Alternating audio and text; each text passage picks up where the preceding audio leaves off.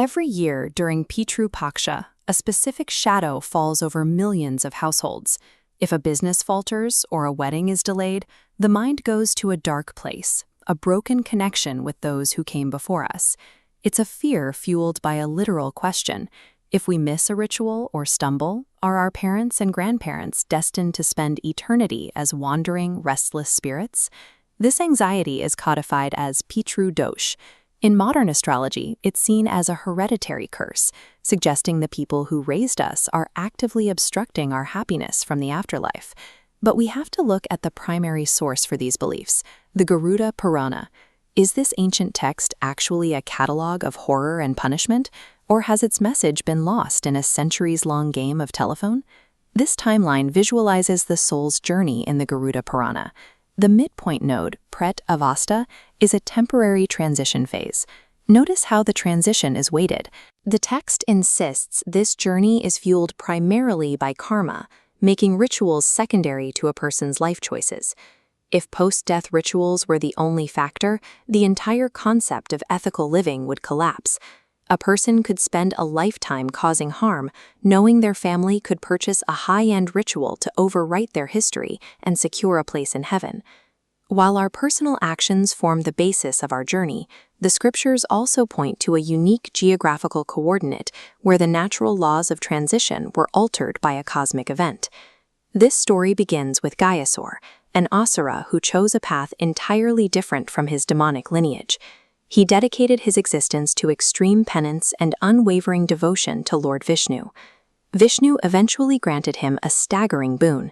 Anyone who touched Gayasur, or even caught a glimpse of him, would have their sins instantly dissolved and be granted immediate entry into heaven.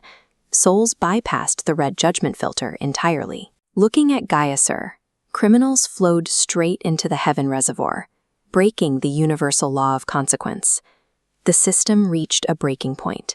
The reservoir overflowed, threatening to collapse the universe's spiritual balance. To restore order, the gods had to intervene. They needed to find a way to honor Gayasur's purity, while also pinning him to a single location to stop the chaotic influx of souls. Lord Brahma proposed a solution. He would use Gayasur's back as the foundation for a massive fire ritual, or yagna. Because Gayasur's body was the purest surface in existence, it was the only place holy enough for such a cosmic ceremony. Despite the weight of the gods, Gayasur remained powerful enough to move. Peace was only achieved when Lord Vishnu himself stepped onto his back, effectively turning Gayasur into a permanent stone slab, or Shila. In his final moments, Gayasur made a request, that this location remain a sacred door. He asked that any soul whose family performed rituals on this stone would be granted the peace that his presence once provided. This is the ancient Shikara of the Vishnupad temple in Gaya, Bihar. It is built exactly where Vishnu's footprint anchored Gayasur into the stone. This photograph captures a tradition unchanged for generations. Millions travel to these exact coordinates, believing this ground holds unique power to resolve their ancestors' transition. Gaya is more than a city. It is the physical location of a cosmic compromise, a place where the living fulfill a final duty to help the dead cross over. This brings us to a modern dilemma. What if you cannot travel to Gaya? What if the elaborate Sanskrit procedures are beyond your reach? Does the Garuda Purana suggest that your ancestors will hold a grudge? The text actually offers a surprisingly inclusive rule. It emphasizes bhav, the purity of your internal intent, stating that your genuine desire to honor your ancestors is far more significant than the technical perfection of the ritual. Look at the simple offerings in these hands.